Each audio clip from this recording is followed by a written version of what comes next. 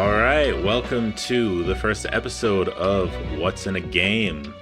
I'm Will Jones. Some of you may know me on NBA Nuggets Twitter. So welcome all you Nuggets fans and maybe some other NBA fans.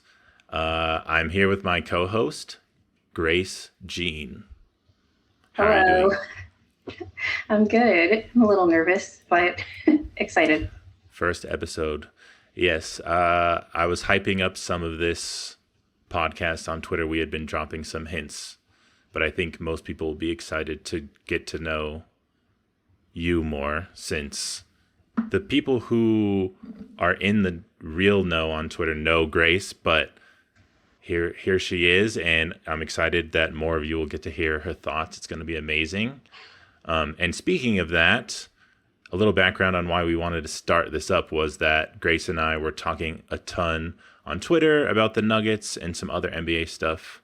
And I was excited to just bring these conversations to a new format and a longer format on a podcast and see how that goes. So for anyone who wants to check this out and listen, we really appreciate it. Do you want to tell people a little bit more about like how you became an NBA fan and some of that? Yeah, sure. So basketball is the only team sport that I really followed for most of my life. A very casual fan. It was very popular with my family. We always watched the playoffs together. I'm from Florida, so we followed the Miami Heat mostly, and of course, Dwayne Wade and LeBron were like my favorite players growing up. But besides following it casually, it really wasn't until last year's playoffs and really the play-in that I started diving deeper into the sport. It's funny because thinking about how I got into the Nuggets, it actually all started with the Thunder Pelicans play-in game last year. So I watched that. It was crazy. Went down to the wire. These two young teams, all of that.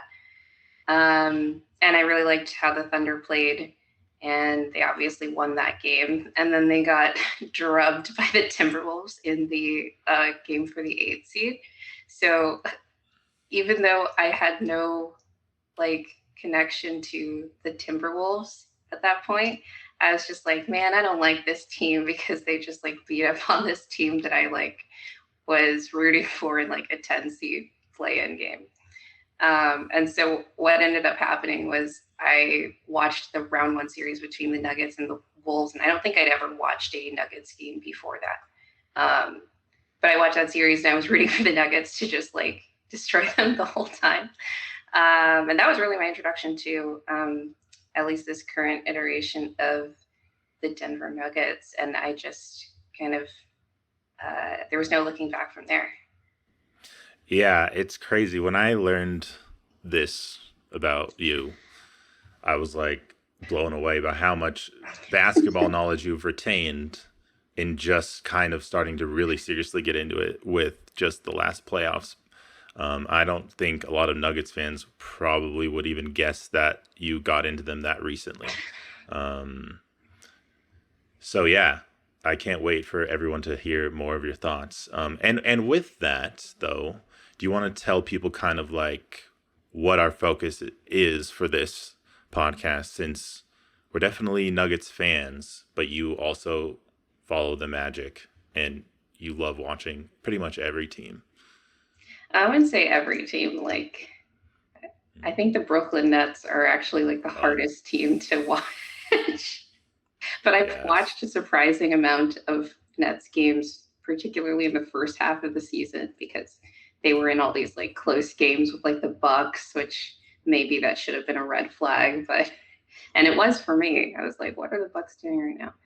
Mm, Yeah, but I think what we want to do is really put the bulk of our focus here on the Western Conference because we are both Nuggets fans. Like Nuggets are my number one team now, but we'll definitely occasionally check in with the Eastern Conference. Obviously, the Boston Celtics are they've been the best team in the league this season, regular season, whatever. I think they're a really good team.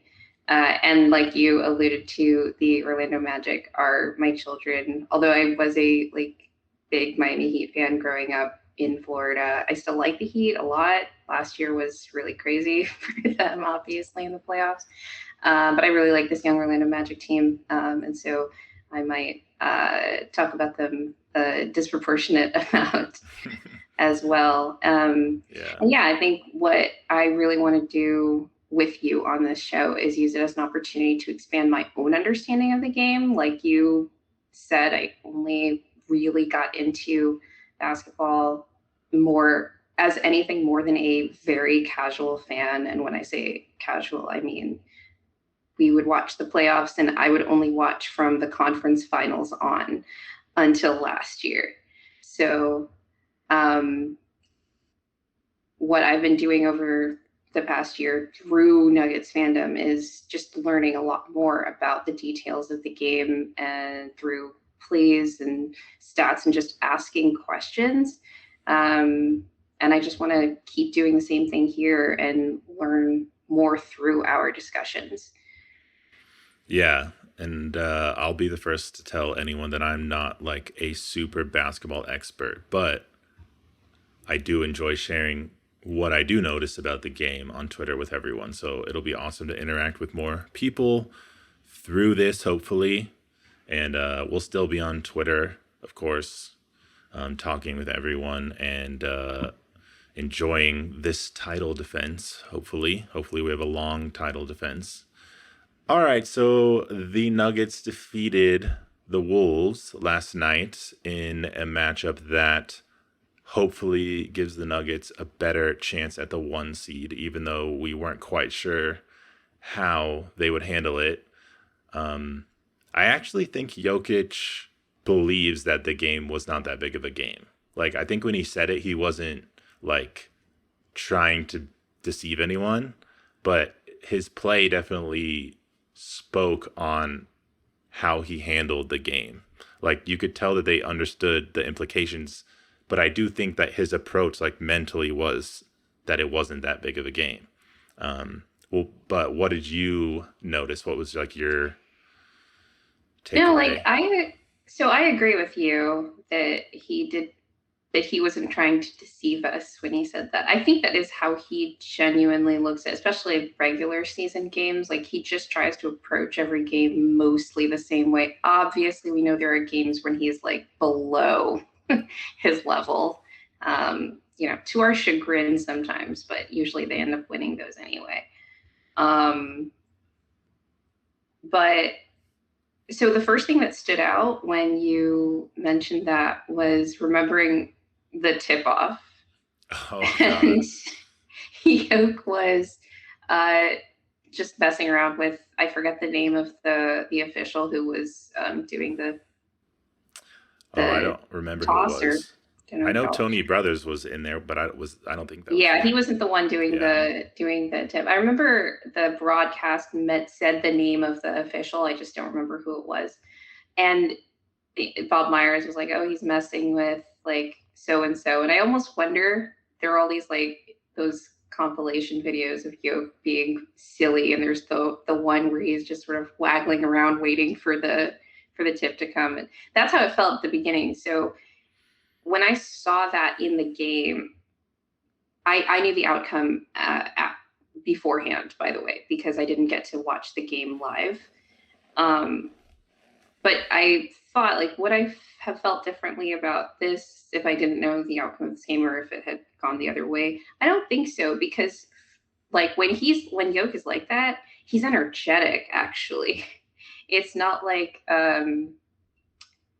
oh, he's messing around on the tip off, so he's not going to take this. He's going to play poorly. That's not what I was getting from his energy in the beginning of the game. I didn't know his final stat line, I don't think, when I watched it. Or maybe I did, but I had no idea how it was going to be from the beginning. But you're right. He was very serious from the beginning. I think that when they do play these really good defensive teams, even if it's a bad team, he knows that he's going to be the best matchup in that scenario. So, for example, when they played the Grizzlies last week, he was going at Jaren Jackson Jr. relentlessly, and I'm not sure that that he necessarily had to do that. Like, to me, that almost felt more personal actually than the way he was going at Rudy, where it did feel like bullying the entire game. Yeah. um, Yeah. Did you and I see? know some people thought that with the Rudy matchup as Yeah. well. Did you see like a clear difference from how Jokic was playing in the first versus the second? Because the second, especially in the third quarter, he was like going aggressively at Gobert and like physically bumping into him and then drawing and ones. Um, the I think he was more aggressive in the second and third, but I think he was still pretty aggressive in the first. The main difference is the not the approach, but I guess the methodology of it, because I noted this from the first possession of the game. They've got Nas was starting, right? So it was Nas on Jokic and Rudy roaming, and the Nuggets went right to their playoff adjustments, which was AG on the ball.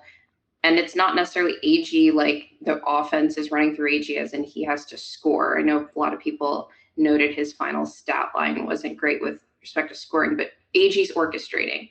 And so AG was the one that was in charge of getting Jokic the ball in his spot so that he could be aggressive. And he wasn't going at Rudy in the first, but he was going at Nas yeah, from the beginning of the game. And so I do think that from tip, he was like, we're playing a really good defensive team. I'm going to be the best matchup against them. So I need to be aggressive in order for the team to be able to succeed here. yeah, that was good to see him in that mode. Yeah, AG, he almost went unnoticed a little bit just watching the game live, just because he wasn't scoring and he's not getting dunked in the dunker spot like we're used to, and like he wasn't getting a lot of oops or anything like that. But He did have that one cool reverse oop though. yeah, eventually So he got his. But it was interesting that um I think Nuggets fans have talked about how some teams have played off AG or played some roamer off AG and whether that is effective or not. But this game, it made me really confident in that because he would just go and set a screen if no one was guarding him, or he would be wide open and he could get the ball in the middle and then pass to Mike on the weak side. There was also we're just like lucky that he's so good at passing, and because other teams have these wing defenders who aren't as good at passing, or we're like, oh my God, ball's in his hands. I don't trust this person dribbling or doing anything besides some of them you'll like they can shoot like a little bit better than AG or something. But there was also a hilarious play where I don't remember how exactly Gobert scored, but he scored, and it wasn't even like a transition play or anything, but Jokic was already running down the floor, posting up Nas in the paint, and AG's dribbling the ball up and just hits him, and Gobert was like still running back, like almost like celebrating that he scored. No, that's something that we saw a couple of times throughout the season when it wasn't necessarily when teams try this for like spurts.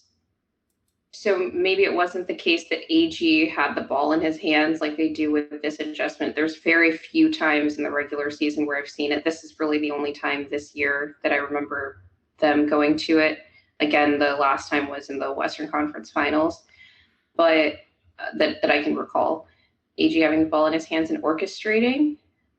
But when they had the other team center guarding AG, they had AG rim running throughout the entire game. I remember it happening in Philly to great success, right? Because like the Nuggets offense wasn't really the problem in that game, until the clutch time.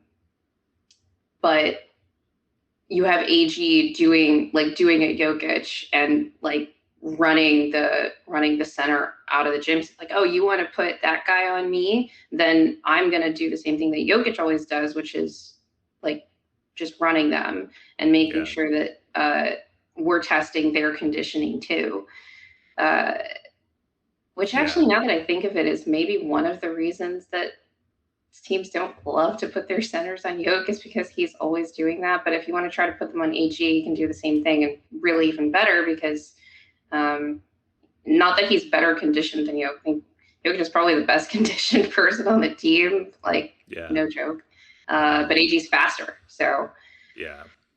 Yeah, and I mean, I don't know if maybe teams don't want their slow-footed centers on Jokic because Jokic is gonna have a quick spin move on like he yeah. did and Gobert, and like I don't know. I was just really I know like some of the story. It was CB and P Watt and their defense, and like in the fourth quarter, all P Watt's blocks leading to buckets and all the dunks we were having. But I was really impressed with how AG set screens. And even like there was one play where he was like running from the baseline and Gobert was on him and just set like a really high screen for Murray. And he comes off the screen. And I think Gobert is like in his head thinking, I gotta defend the three somewhat. And so he's stepping up, but he's kind of like not quite in position and kind of unsure exactly what he's gonna do. But Jamal was just so fast and just went right around him and scored easily on defensive player of the year, Rudy Gobert. So I liked that AG was just like getting people open despite the fact that Rudy was on him. It didn't seem like that big of an issue. Was there anything else? So yeah, no, just to kind of riff off of that is I think that was kind of the story of the Nuggets offense in this game. They were very active on and off the ball, both in the half court, but especially in transition and semi-transition with all of these different off-ball screening actions in a way that I have not seen them all year. Like it looked like old school Warriors in transition motion offense that just forced the Wolves to second guess everything defensively throughout the game, like you're saying about Rudy guarding AG while he's quickly setting these screens on and off the ball. And I think that is how you have to attack the Wolves. And it was nice to see that the Nuggets not only knew that, but were able to execute that over the course of the game. But really, it was mostly in the second half because the first half got kind of sloppy in that second quarter in particular. But they came out with that requisite, the energy required to do that throughout the course of a game is very high, especially when, both teams were on back-to-backs and coming back to, I guess, greater altitude in the case of Denver because they had just played in Utah. But the way that they were approaching and executing on offense, particularly with the decisiveness, like you mentioned on that one play with AG setting screens, and I saw CB doing it, and Peyton a couple of times to a lesser extent also, that just makes them second guess their defense throughout, like force them to make decisions that can then allow either Yoke or AG to make a decision, like making a play or going to score, whatever it is. Jamal, obviously, as well. That just, you have to catch them off balance because when that defense is set and you're trying to be slow and deliberate, it's just a lot harder to score on, especially for a team that was specifically constructed to slow down the Nuggets offense. Yeah. And obviously defense was talked about a lot, like by Malone in the presser in the fourth quarter. And P. Watt had tons of blocks in the fourth. We had that same possession play where CB blocks Walker. Alexander Walker. Yeah, Sorry, Nah. Yeah. Shay's cousin. Yeah, Shay's cousin. But yeah, like we shot 1-3 in the fourth quarter. And I know. Yeah, I saw that. I was pretty surprised when I saw that stat. Yeah, and I know P. Watt, one of the things that we'd been looking at with him was his spot up threes, and he had a little stretch where he was doing pretty good on that. But in this game, we're not relying on those threes from him, obviously, which I don't know that we want to be doing that at this point. But we were messaging each other about one play in particular with Piwat where he was faking like he was going to get a handoff from Jokic on the elbow, but then just went and set a screen on KCP. And then KCP came And around. KCP got a wide open layup with Rudy Gobert on the floor. I was like, Yeah. whoa, what just happened? Because Nas was like trying to get back to Piwat, but then KCP just goes and gets a layup, which you don't really see open shots like that in the paint against the Wolves. So that was pretty impressive that we did something like that in the fourth quarter, which the Wolves have not been a great fourth quarter. They haven't been a good clutch defense. Yes. Which I thought it was going to come to that, but we didn't quite get into like a clutch situation because we were kind of pulling away at the end. But I'm glad for that. I don't know that my heart could have taken it, because although I wasn't watching the game live, I was following everything on Twitter. I was like, okay, guys, what's happening now? Are we up? Are they pushing away with the lead? I can't deal with more heartbreak. I know. We are going to actually probably detail more of Jamal and his matchups, assuming the Wolves go far in the playoffs and we also go far into the playoffs. That is going to be an interesting thing. But is there anything else you saw from Jamal that you were interested in?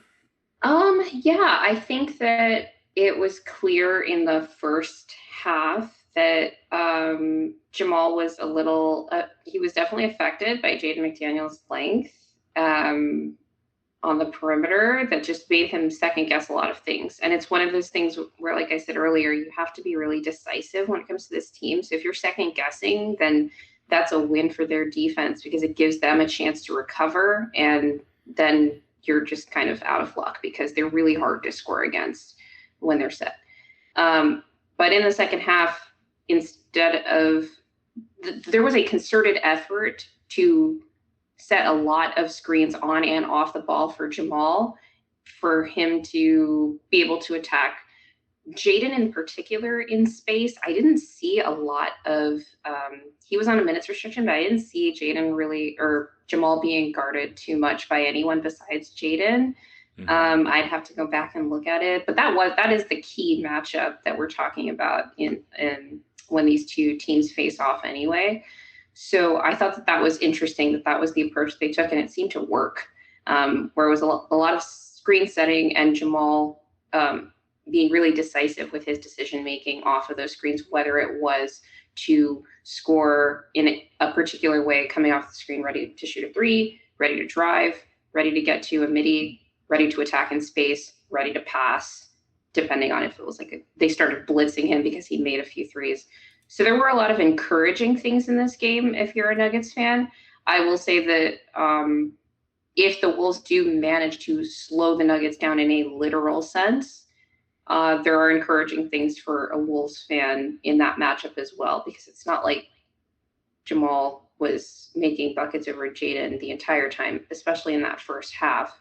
Like I said, he was definitely affected on offense and got a little sloppy and all of that stuff. But I did think that both teams had things that they could take away from that particular matchup. Yeah, it's going to be interesting to break that down. I was encouraged with how Jamal scored, though, because I think we expect he's going to be slowed down a bit with their size. But there was a nice sequence in the third where he was coming out of an out of bounds play, and he got a handoff and then was coming around into the paint and just got a floater over Gobert, which if he has that in his arsenal. He then right after that, he goes into like a little jumper, like crossover at the elbow where he's like shoving McDaniels off of him a little bit. He kind of crossed him up off the screen is what happened. That's one of the things, is it's hard to attack Jaden in space generally, but Jamal was attacking him in space off of the screen. Yeah, for sure. There's just like different physics to that, and Jaden is like a bigger, slightly slower player. It's one of the things that I might even worry about with Peyton if he was to take on a similar matchup, like someone similar to Jamal. Yeah. Although I think Jamal is unique, and we'll get into that at a later date. For sure. But that is kind of how you have to attack those kinds of matchups. It sort of reminds me of what whatchamal did against Jared Vanderbilt whenever the Lakers were able to keep Vanderbilt on the floor against the Nuggets in the Western Conference Finals. So, but I mean, with this game, there were also big seeding implications. So before this game, the Nuggets and Wolves were tied in the standings, but the Wolves had the tiebreaker because of the division record. But after this win, the Nuggets move up a full game on both the Wolves and the Thunder in the West. Wolves are in second because they have the tiebreaker over the Thunder, who are in third. And right now, those three teams are going to be the top three seeds. The order has yet to be determined with 2 games left in the regular season. But after that, the Clippers are probably going to be the 4th seed, but there is still an outside chance for the Dallas Mavericks, who are in 5th, to move up there. And then you have 6 through 10 who are battling to stay out of the play-in. And right now it's between the Pelicans, the Suns, the Kings, the Lakers, and the Warriors, who, have kind of been shit out of luck. Yeah. This season. Much to my enjoyment, as you know, I'm I'm a Warriors hater. For anyone listening to this, I do hate the Warriors, I will admit, but I'll give them credit if they deserve it this year. But I don't think they do. No, you won't. But yeah, I can't believe the West is this close. Grace and I share a similar agenda in that we love pointing out that the East is much worse than the West. And it's no offense to you East fans, but it's just how it is. It is how it is. It's crazy. The West currently has 5 50-win teams.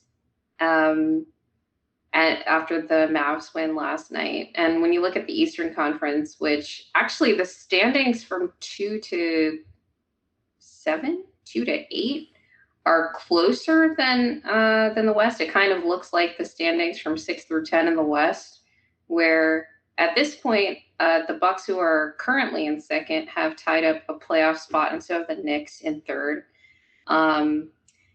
But the Cavs, Magic, Pacers, Sixers, and Heat, who are a bit on some shaky ground right now, are fighting to stay out of the play-in. Obviously, the Bulls and the Hawks have locked up the 9 and 10 spots right now in some yet to be determined order. So we don't actually know who's going to be hosting the 9-10 play-in game out East, but it will be Bulls Hawks. It's kind of crazy how much has changed this week, because a few days ago, the Orlando Magic had a shot at the 2nd seed, finishing 2nd overall in the East. But after losses they had lost to the Hornets before that. They had the chance, but they lost to the Rockets and they lost to the Giannis-less Bucks last night. And so they currently sit at 5th, but they have a real chance of sliding all the way down to the play-in at this point. Yeah. I thought they were going to get the 2nd seed because I thought the Bucks were slipping, and I thought the Magic thought they were going to get up there, but I also thought the Bucks wanted to avoid Sixers and Heat. But it seems like they don't really care unless they tried to tank and they just failed at tanking. I don't know.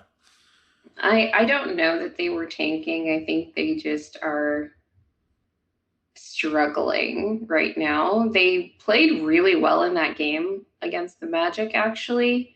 Pat Bev made a bunch of threes. They were defending the Magic well. I don't think it's all that hard to defend the Magic well because my children have a terrible offense. They're a defensive team first. They are a defensive team first and foremost, exclamation point. And that might be it. No, I don't know. That actually might be. That's definitely it for this year. They need to work on that next year. But yeah, I don't think the Magic were really taking the right approach offensively. And then they couldn't stop the Bucks because they were just shooting kind of lights out from 3 in that game also. So even when they turned up the pressure, Pat Bev was hitting kind of semi-contested threes. He had some stuff off movement. It was just one of those games where it's like, well, you probably shouldn't have lost to the Hornets and the Rockets before this game, kind of thing. Yeah. The margins have gotten really close for all of these teams, actually. Like I said, in the West, the 6 through 10 are all theoretically trying to stay out of the play-in, although the Lakers and Warriors are probably going to be in there regardless. But I think they're locked into play-in seeds at this point because of the Suns winning last night. All kinds of crazy tiebreaker scenarios. Yeah, I don't think they can get out of the play-in now. So, like, the things that we do know right now with respect to seeding are that the Boston is going to be the number one in the East and the number one overall team. That the Bucks and Knicks are going to join them, locked in playoff spots. And in the West, that's going to be Mini, Denver, OKC. And then the 4-5 matchup is going to be Clippers, Dallas, or Clippers, Mavs, but we don't know for sure what the order is. I would probably put money on the Clippers hosting that first round series. I think you're right. Because they just need to win one game, I think. Yeah. But yeah, the 3-6 in both conferences is completely unknown, and they're on because of so many teams trying to fight to stay out of the play-in. Yep. We are going to have an episode right after the last game of the regular season and talk about the play-in and the teams that are stuck in the play-in and talk about who we think is going to come out of that. It's so difficult to talk about the Nuggets and what matchups we maybe want for the first round, since we don't know who we're going to play at all until very quickly before the series, which is an interesting dynamic. Or not, because we could still be the 3 seed, and then we'll know a week in advance. Yes. If they lose either of the next 2 games, which you never know in this NBA. I feel like we should beat the Spurs and Grizz, but hopefully Wemby doesn't play. We'll see. I know, he didn't play against OKC. Maybe he's done for the year. He's come on, Pop, don't screw us over. They just dropped his logo though, so it would feel weird if he sits out and it's like this cool announcement that they just had with. But maybe he has to be like on promo tours or something because they just dropped his logo. He's already on like brand mode. Like LeBron went to LA to be, mogul mode, and Wemby's like already doing it from the beginning. He's gonna like be the first to do that with being like a top 5 player for his whole career. Yeah. We'll see. I'm not excited that Wemby is in the West, though, just by the way. It's ridiculous. I mean, the West is crazy, but we'll get to that. We will definitely get to that. We are going to go through the landscape of the NBA with a little performance review. We have some classifications made that we're going to sort these teams in with performers, which is basically teams that perform to their expectations coming into the season, overperformers and underperformers. And then we'll talk about some teams where we're unsure. So where do you want to start?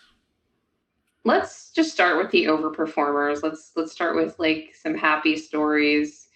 Like everyone agrees that the Thunder, the Wolves, the Magic, and Indiana are, well, at least I think those are like the biggest overperformers of the season because at least in the case of the Thunder, the Magic, and Indiana, those teams are so young.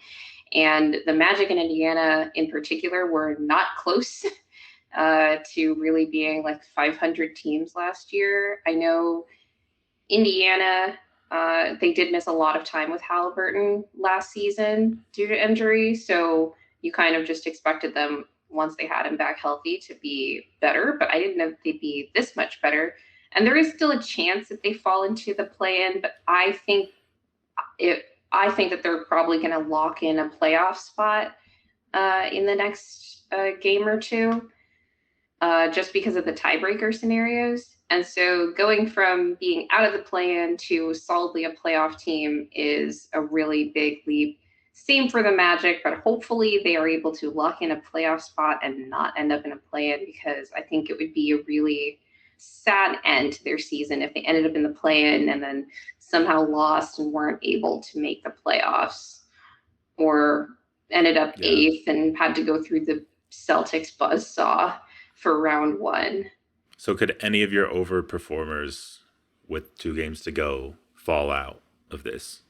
I think the Magic are most likely to, or they have the biggest chance to fall out of the playoffs, but they would fall into the play-in and have 2 chances to make the playoffs at that point, which they might do. But, young teams, so you really don't want to put yourself in that win or go home scenario after the season that they've had. I mean, they are still, I think at this point, they're tied with the Celtics for the number 2 defense. And they've been hovering in the top 3 or 4 all season. So very consistent on that end of the floor, which is kind of crazy for a team that was, I believe, a 34-win team last year.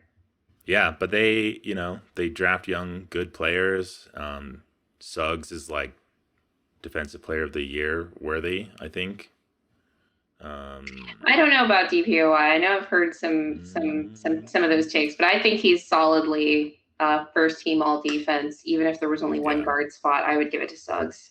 I'm really sick of like these big men rim protectors winning.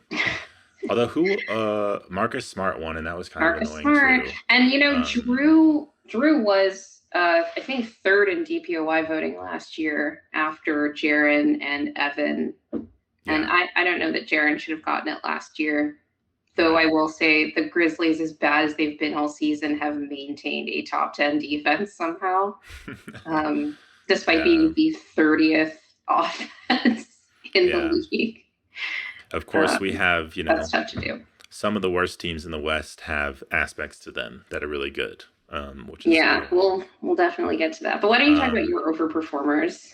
Yeah, so I put Boston in there first because coming into the season, I was like, had questions about KP just because we hadn't seen him mesh as well with other stars. Turns out it's an amazing fit. So if you came into the season expecting KP to work really well with what Boston has, then they probably met your expectations. But I had questions. I had questions about the rest of the roster. I knew Drew was going to help. But, I mean, they're so far ahead in the East that I think even I wasn't expecting them to be that far ahead. So, and, like, the metrics and the, like, points they're meeting historically and just what's signaling them as a team that should win the title is crazy. So I didn't think they would get to that level. But there they are. I also had some questions about them, but I felt like those things were insignificant to whether they'd be the best team in the East, just because they are such a well-rounded team, and they're always pretty consistent defensively. So even with that, you just kind of expect them to be better than the other teams who are either like defense only or are less consistent on that end.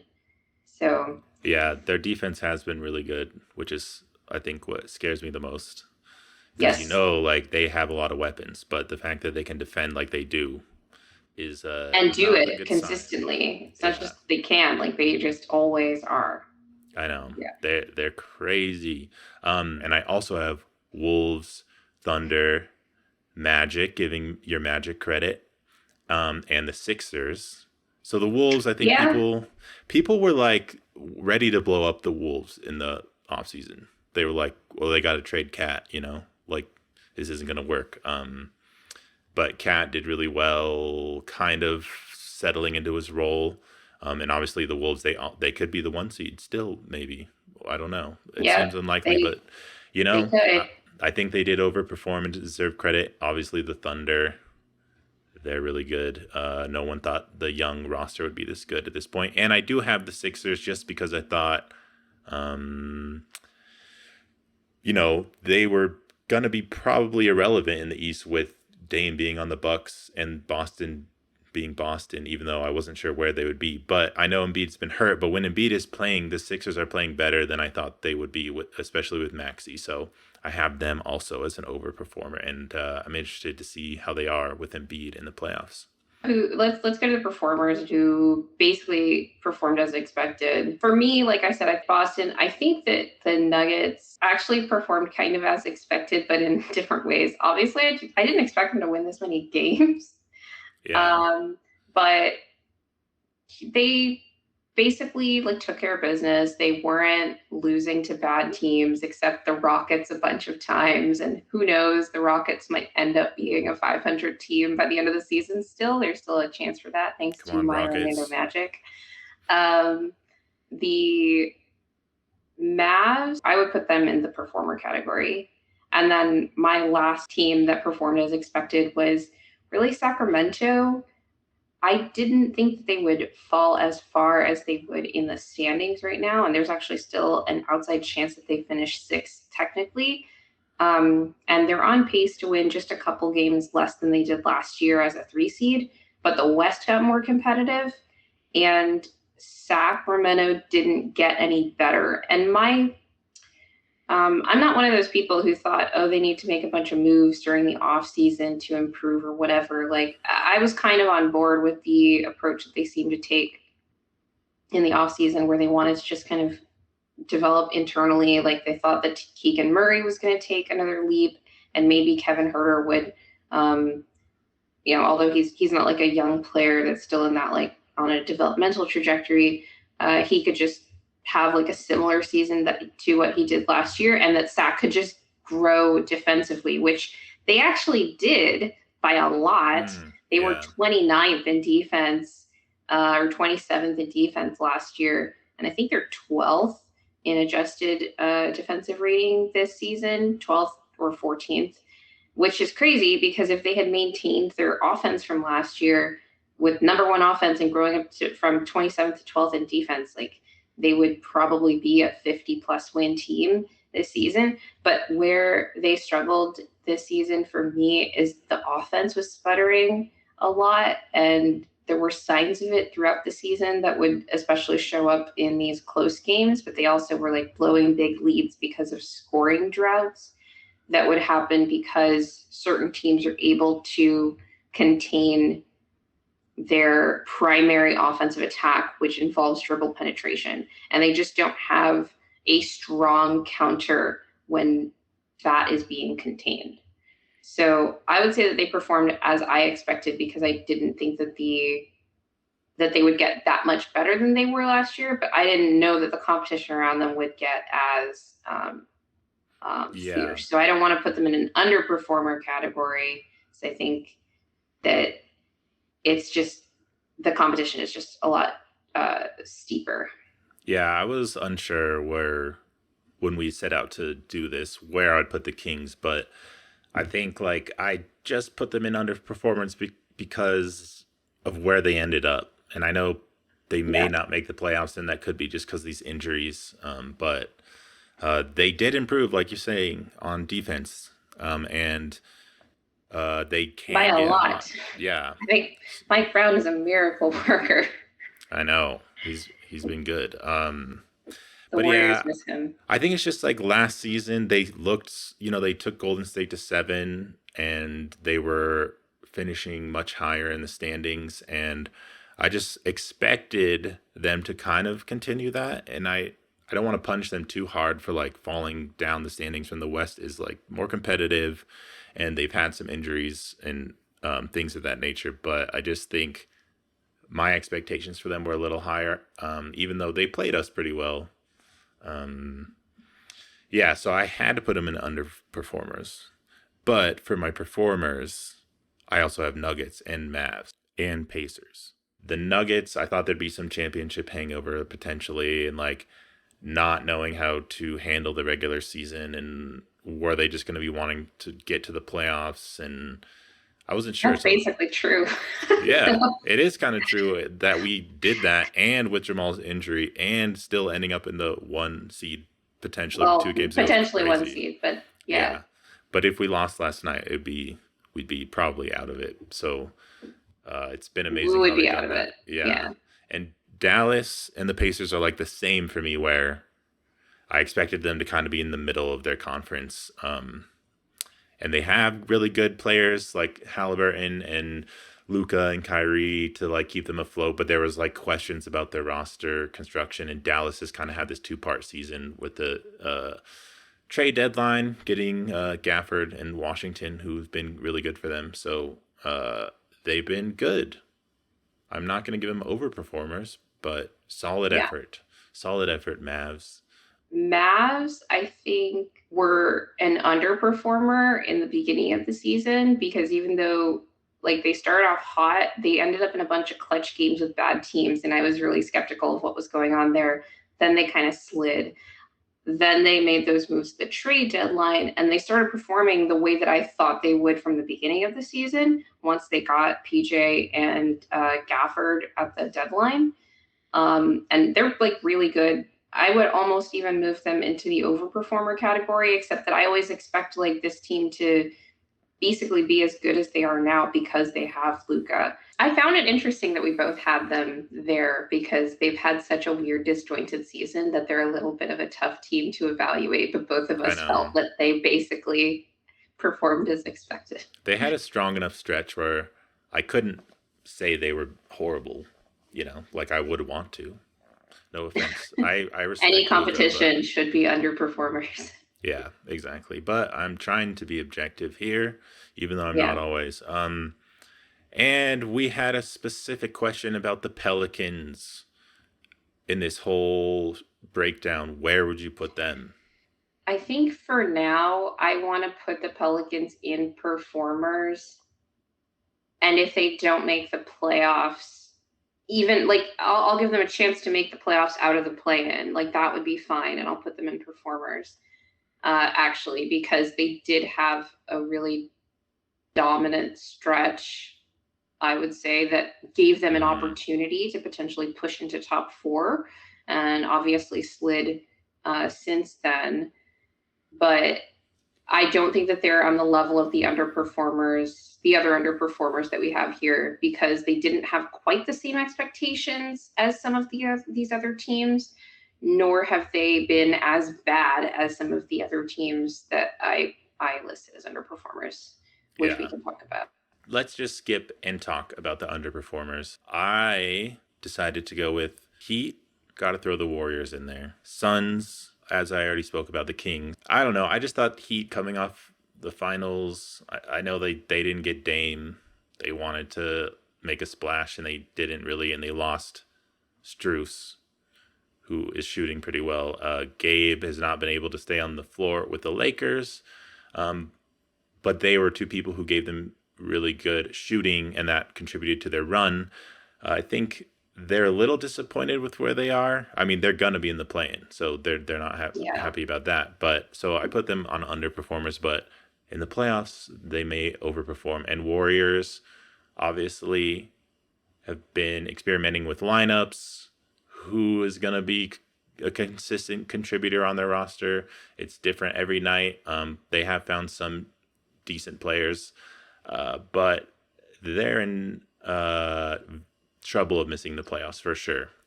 I would say that for me, obviously the Warriors are there for all the reasons that I think anybody can guess. They are just like not it Yeah, this season, despite being a well above 500 team. Like they don't perform well against good teams like at all. They like almost never win games against good teams, particularly out west. And maybe that dynamic is something to just consider when evaluating these teams. and Suns. I don't know. Suns are weird. I probably put them here just because like I don't really like the Suns. I But like, put them here gleefully. yeah, they're interesting. Why don't you talk about the Suns and why you put them here? Yeah, so I think the more that I thought about this list, the tougher I realized it was to evaluate the Western Conference teams. We'll get to that when we talk about our stories of the season. But I definitely think that despite the competition out West, there were certain teams who were expected to rise above that. And the Suns were definitely one of them, especially given the way that they went all in with their roster. I know Beal has been back for, well over 30 games at this point. I'm not sure if it's in a row, but he did end up missing half the season, and they were hot for a stretch, but then they were like very, very middling for a stretch, and that was just not going to cut it to keep up with the top teams in the West, which included a lot of just younger teams who ended up just performing more consistently. But yeah, for my underperformers, the Suns have to be up there. Despite the competition out West being steep, I can't give them the same leeway that I give to a young team like the Sacramento Kings, who made the playoffs for the first time in like, how long was it? Like 20 years or something last year. And don't have the same like salary cap implications and like draft capital, like future mortgaged for having a big three implications that the Suns have. I actually put the Clippers as a question mark here because I do think that they were a performer / overperformer before the post All-Star break stretch, where they have been a really, really bad defensive team. I don't know where they're at now, but they were something like 29th in defense post All-Star about 10 days ago. So that's not good. They have been missing Kawhi for a bit, which kind of sucks because this was one of his most productive seasons in a long time, just because he's been able to play so many games. And they obviously don't look like the same team without their best player. But the Cleveland Cavaliers are worse than even I thought they would be after last year's playoffs. They had such a hot stretch after Mobley and Garland went out with their, I think Garland was out with the jaw injury, and then Mobley had his ankle thing. And so it was just Mitchell and Allen running the show.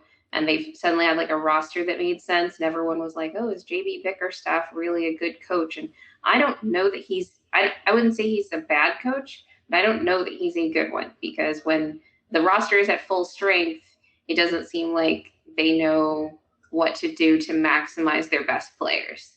And so once those guys came back, it was a mess. Obviously, Mitchell has also missed time at different segments of the season. It seems like whenever he is out, they are just flat out bad. Or when he is like not performing well, like they got blown out against the Lakers, and then they had that really bad, like blew like a 24-point lead in the second half against the Clippers without Kawhi over the weekend. Brutal. Did kind of bounce back playing, who was it, like the Hornets or something, over the last couple of days. So they're probably going to secure a playoff spot. But in terms of how they are performing offensively, like when you watch this team, you're like, I don't think that this team knows how to play with each other in order to maximize each other. It doesn't make sense to me. Yeah. But I have to say that my biggest underperformer this season has to be the entire Eastern Conference, with the exception of the Boston Celtics. The big exception of the Boston Celtics. I don't want Celtics fans to go after me. I think they're a great team. I think that they would be the one seed even if they were in the West. But the Eastern Conference as a whole, particularly in the middle, which right now even the second seed is kind of lumped in there, has not been consistent really on either end of the floor, with the exception of a couple of really solid defensive teams. They've definitely had some bigger injury stretches, I think, than with their best players than I think has happened out West, although like lots of teams deal with like different injury luck things throughout the season. But The Sixers are kind of the only team that I'm giving a full pass to because they were just Yeah. rolling whenever Embiid actually played. These other teams didn't look consistently good when their best players were playing. And Yeah. so when we'll get into some of those numbers, but the fact that the seeding is so close between like 2 and 7 right now, I think has less to do with how good some of the young teams are, although that plays into it, particularly with the Magic and Indiana, though those teams have been inconsistent as well. Uh, but more to do with the uh, lack of consistency at the just below the top, which is just the Celtics Yeah. right now. I want to give the Sixers and the Knicks a pass because those are two teams that when their best players are playing, they're amazing. And frankly, even like when the Knicks are missing their best players, even if they're losing games, like they're not a team that I look at and I'm like, oh, do they know what they're doing on either end of the floor? No, like they're a Yeah. very well coached team. They're a very overplayed team, unfortunately, but that is classic Tibbs. Yeah. But I They want run a to, lot. yeah. So Eastern Conference, the exception of Sixers, Celtics, obviously, and the Knicks. Yeah. I didn't place the Knicks, but I'd probably put them in like I don't know. Maybe overperformers. I don't they Honestly, yeah, I mean, because they did especially have one dominant stretch that kind of yeah. buoyed them to where they could kind of float to a playoff spot despite all of the bad injury luck that followed. Yes, so with that, we should move to our last segment, real or fake. Okay. All Um right. Well, real or fake hoops? The IST was a story of the season. the IST, I am going to say it was real, even Okay. though none of us remember it. And we remember the Lakers won, and we like to troll them for that. But I think when it was going on, people liked it. I think people were skeptical, and I mean, a lot of fans were not about it at first. But it was fun for what it was. I just think it was way too early, and it was kind of forcing it upon us, and we didn't really know what these teams were, so it was kind of hard to even be excited for some of the matchups because like the Pacers and the Lakers didn't live up to them being in that final by this time Yeah. that this season's now ending. And so it's like a lot of the storylines and the dramas being taken out because it's so early on. I wish they could push it back a little bit, but I understand why they have it there. So I'm going to go with real, but I think they can improve it. Yeah, no, that's fair. I think you're right that we troll about the IST because the Lakers won it. But we were all really into those games when they were happening. They were all really good games. They were competitive, except when the Nuggets got blown out by the Rockets in their last group play game. That was really sad. Yeah. um, No. but for the most part, those games were really competitive, and it seemed like the players were taking them seriously. So I'll be interested to see how that goes next year. Same. All right, next on our list, real or fake, the officiating and also the offensive explosion that we've been seeing. I think the officiating was a story of the season, but I didn't think it was a story of the season until the everyone noticed that like the game got more physical post All-Star break. I only say that because people were complaining about the whistle during this like the beginning of the season, kind of until All-Star when offense was like out of control and all of this. But I really think that that's just a story every single year. So I don't think it was a story of the season, but it did become one once these new like points of emphasis or whatever came out in the shadows and like the NBA was denying it, but then they were like, no, but we kind of did, but not really. And then like this week, Silver was like, yes, like of course, like we had some different interpretations or whatever. So I do think that it was not a story until it actually was in the last month and a half. Yeah. I mean, I always come at officiating from the perspective of Jokic and how he should be getting Bad his more free whistle is. throws. Yeah, Yeah. I'm one who would say he could get an and one on so many more of his attempts, but I Okay, know I well, already did. real or fake, Wemby is in fact an alien. I don't know if I'm supposed to take this literally, as in he is an alien, From outer space. or if it's just like Because I know he is his. from another country, but that's not what I We've mean.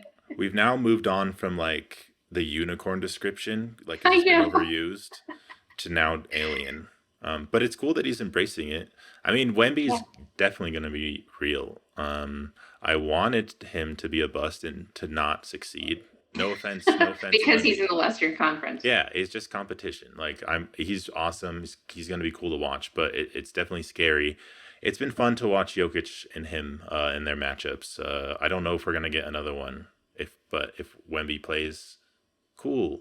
I don't know. Maybe Jokic won't play that game. I have no idea. Yeah, what do you got for Wemby? I think Wemby like far exceeded any expectation I could have had from him. After I like got really into following the NBA in the off season, I was like so starved of content that I watched Summer League, like so much Summer League, and he definitely struggled in his first couple of games, like just adjusting to the speed and the physicality. But even in like his first game where he was really bad offensively, the defensive upside was so apparent that I immediately had to take back my like hint of like maybe he is a bust, whatever, because uh like people were just driving away from him when they were directly under the basket. And it's not like his block timing was like great or anything. Like he does have good defensive instincts, but he's not like, say Rudy level, or even like Chet, who has been his direct competition in this Rookie of the Year race this season. But I think that defensively, I knew from the beginning of the season that it would be there.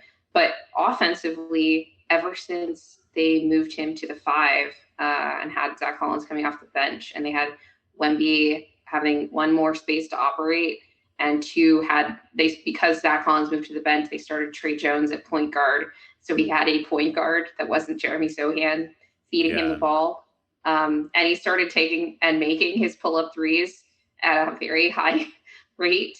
So offense could be run through him, and he's like a good passer. He's like a really good passer sometimes. You don't want him dribbling because he's still just like yeah, he's just you don't want large guys dribbling even if they're good dribblers. Like I don't want Yoke dribbling most of the time, even though he's probably like the best big man ball handler in the league. Um, so same with Wemby, but he can, and right. so I'm gonna just tell people like stop trying to improve the Spurs, because if they get like two more good players around him, like decent players, like it is over Yeah, for us, because he's only going to get better from here. Like his trajectory over the course of the season has been crazy. I watched like one of the first games of the season was like those back to back or double headers, whatever, against the Suns, where he ate their souls from down 20. I And then know. another one where like the Spurs went up 20 and the Suns came back. And then Wemby was like, no, I'm just in takeover mode now. And you guys have nothing for me. They had nothing for him. I Not that they have know. anything for anybody, in my opinion. But They even lost to them um, without Wemby. yes, they Just lost throwing to it the out. Wembyless Spurs, which spurred a, no pun intended, a Tim Legler diatribe about how Yeah, he just wants to stop talking about the Suns, but then they won a couple games and made right. people talk about them again. Which brings us to, is the West really the best? Okay, well, this is so real. This is the realest hoops story of the season. Whatever is that the Western Conference is absolutely on aggregate at like every level better than the Eastern Conference. Just listen to some of these stats. So I was looking at this stuff on April 4th. That's as of a week ago. The bottom, so let's look at like the worst teams. The bottom four teams in the West have a negative point differential when they play against Eastern Conference teams. The East has 9 teams that have a negative point differential against the Western Conference, which means there are teams that are going to make the playoffs that don't score more than the Western Conference when they play the Western Conference. All right, great. And there's So more. there's so much more, because when you look at the let's look at the top. So Boston's obviously great. New York has been consistent, and actually the Caps are they are the three teams in the East that have a point differential greater than 1 against the West. So not like point whatever when you look at how they score versus how they defend.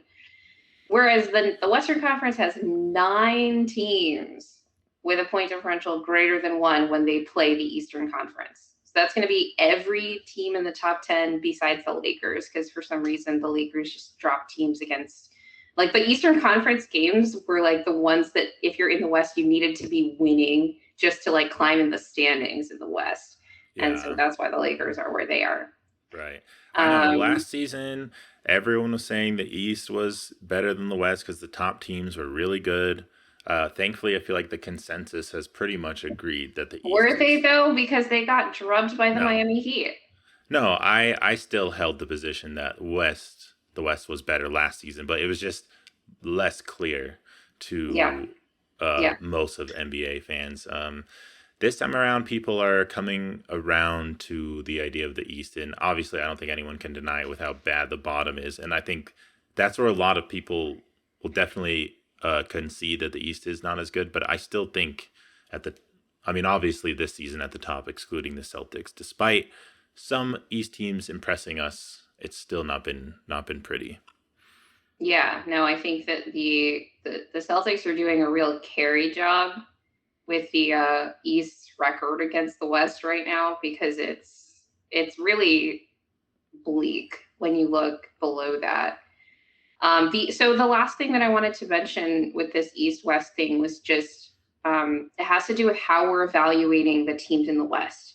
So 6 out of the top 7 of our teams out West have winning records against above 500 teams. So winning records against teams with winning records. So that's hard to do, right? You want to get as close to 500 as you can if you want to be like a good team, right?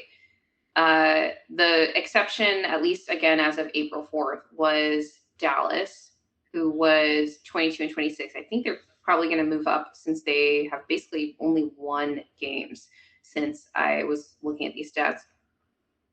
And then Sacramento, when I looked at this, was only 1 game below 500 against teams with winning records. Yeah.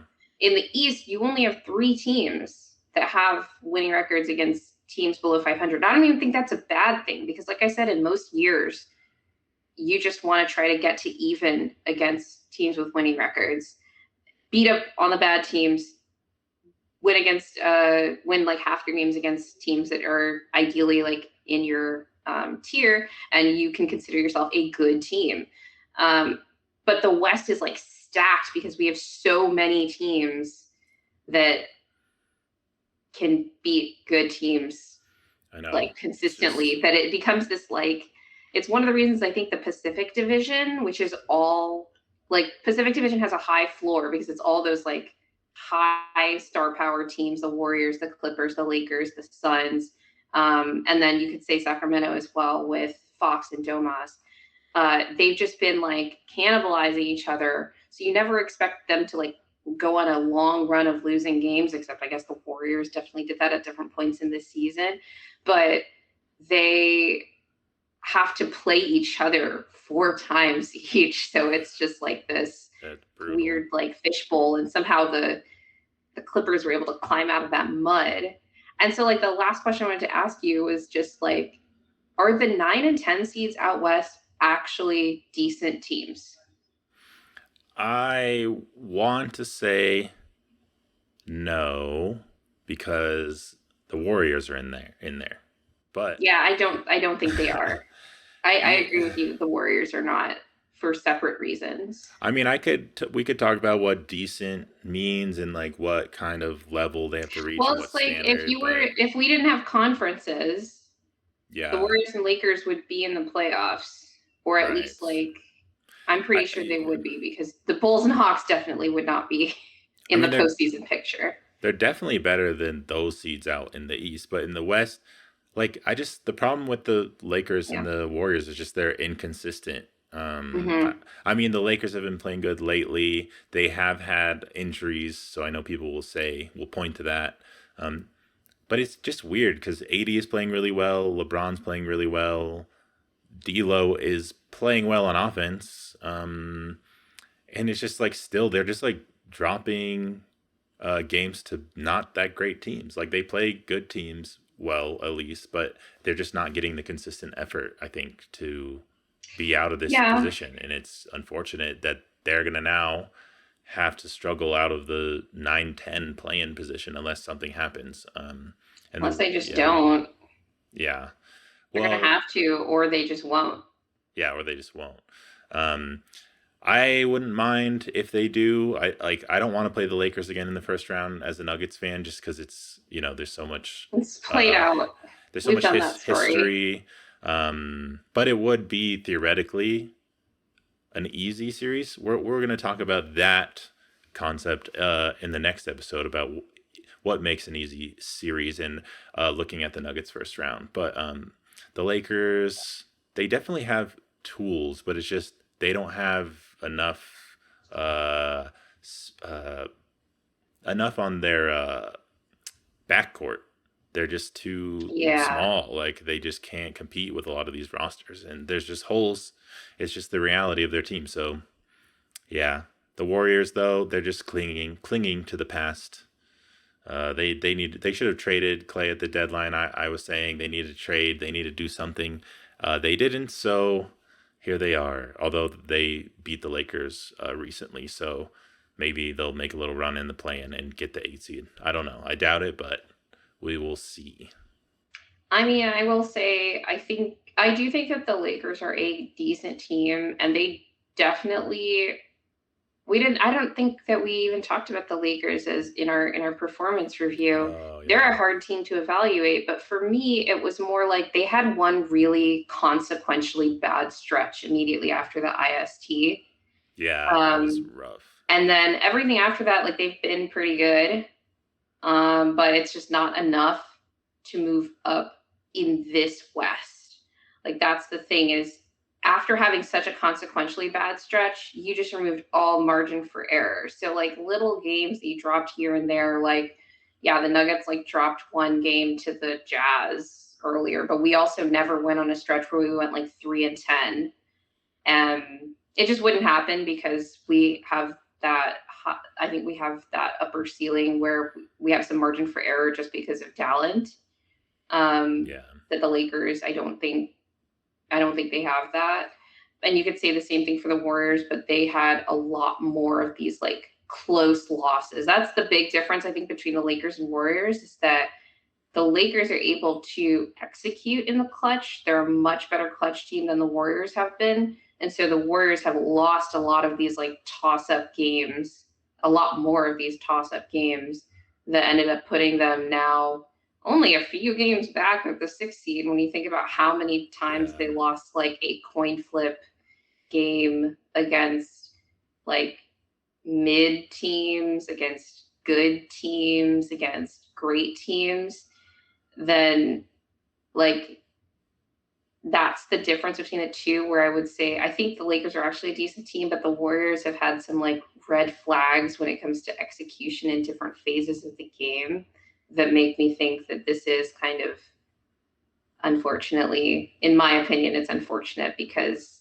I like their play style and I think that they just make watching basketball more fun when they're like at least a decent team yeah. in terms of like they add to the NBA landscape, right? Right. I'm not one of those people that's like, oh, the NBA is helped when like the Knicks are good or whatever. Oh It's right, not that. right. It's more like that the Warriors add a certain texture to the landscape of the NBA that is, I think, good for the sport.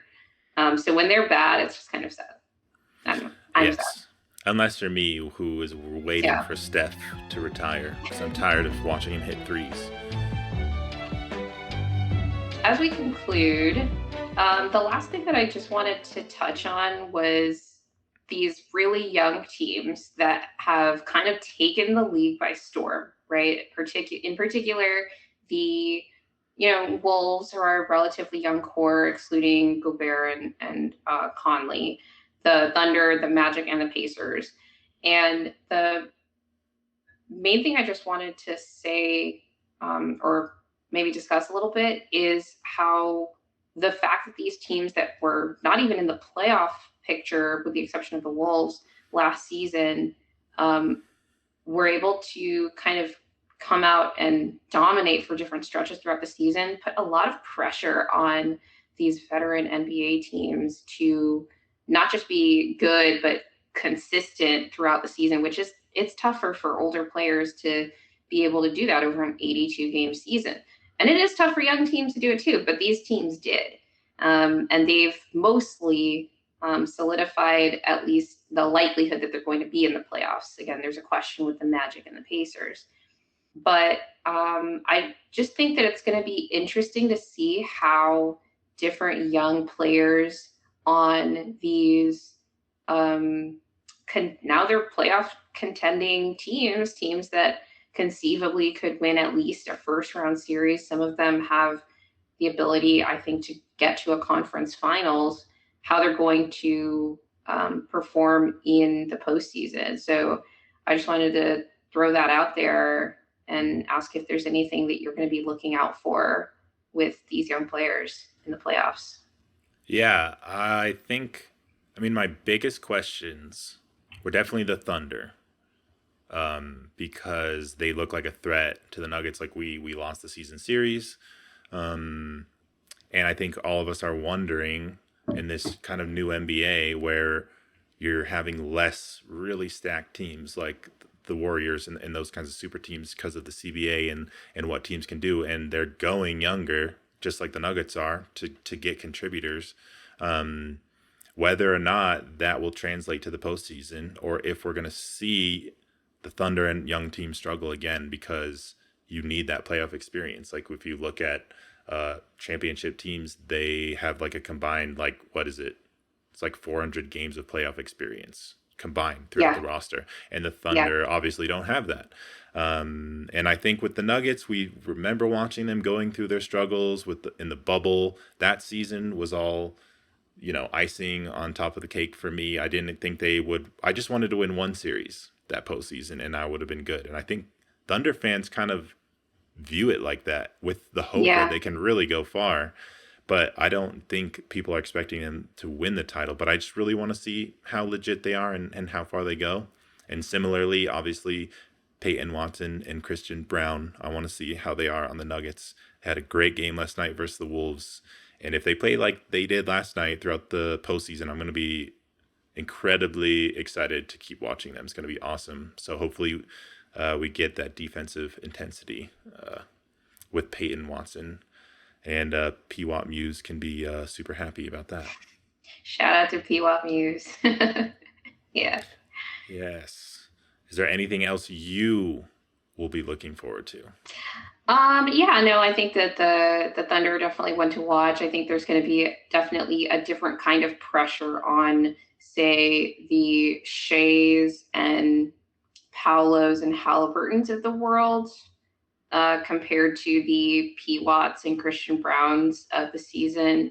I think I tweeted something out a couple weeks ago when Malone sort of called out, or I don't know, shadow called out Peyton by saying that he didn't know who was going to be coming off the bench besides Christian, um, in the playoffs anyway.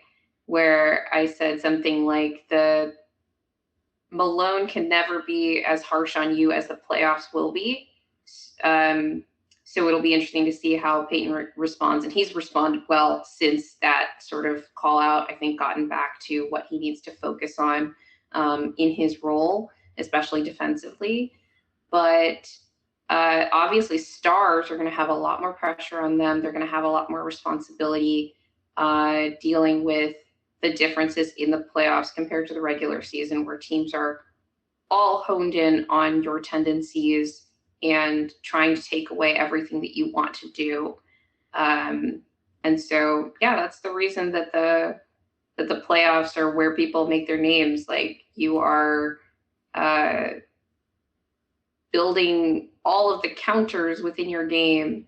So there are certain players that will sink or swim, and regardless of how any of them performs in any single postseason, they're all going to learn from this experience. So it'll just be interesting to see how that goes. And if you all out there who have listened this far, thank you so much. And please like and subscribe to our new YouTube channel, and look out for our future episodes on all the podcast platforms that you enjoy.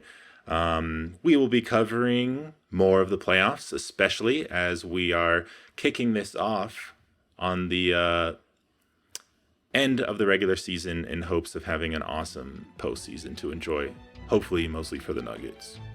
Hopefully mostly Nuggets.